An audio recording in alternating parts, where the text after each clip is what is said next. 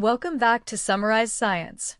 We've all seen the incredible power of AI image editors, where a simple sentence can add, remove, or change almost anything in a photo. But have you ever noticed that sometimes the results just feel a little off? The problem isn't what the AI edits, but what it forgets to edit. For example, if you ask it to remove a scooter, it might correctly erase the scooter but leave its shadow perfectly intact. These are violations of basic physics, and they're a dead giveaway that an image has been manipulated. Until now, there hasn't been a standardized way to test for these kinds of physical errors. Most benchmarks just check if the AI followed the instruction, not if the result actually makes sense in the real world. To tackle this, a team of researchers has introduced PICABench. PICABench is a new, rigorous test designed specifically to evaluate the physical realism of AI image edits. It's broken down into three main categories: optics, mechanics, and state transitions. Optics covers things like light, shadows, and reflections. Mechanics deals with how objects deform under pressure or how they're supported by other objects. And state transition looks at changes like something freezing, melting, or getting wet. To evaluate the edits, they created a clever system called PICA-eval. Instead of just asking an AI judge, "Does this look good?" they have it ask very specific, targeted questions about key regions of the edited image.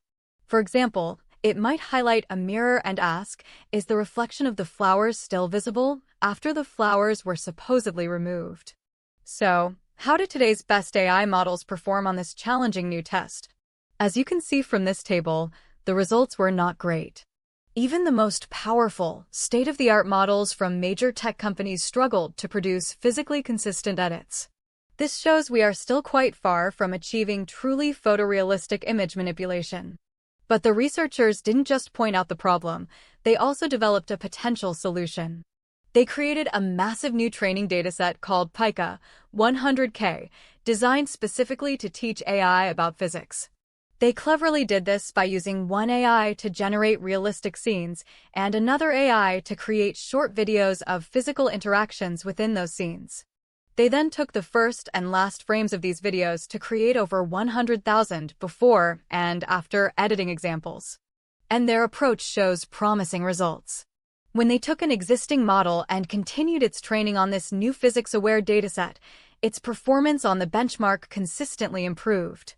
It became significantly better at handling the subtle physical effects that other models miss.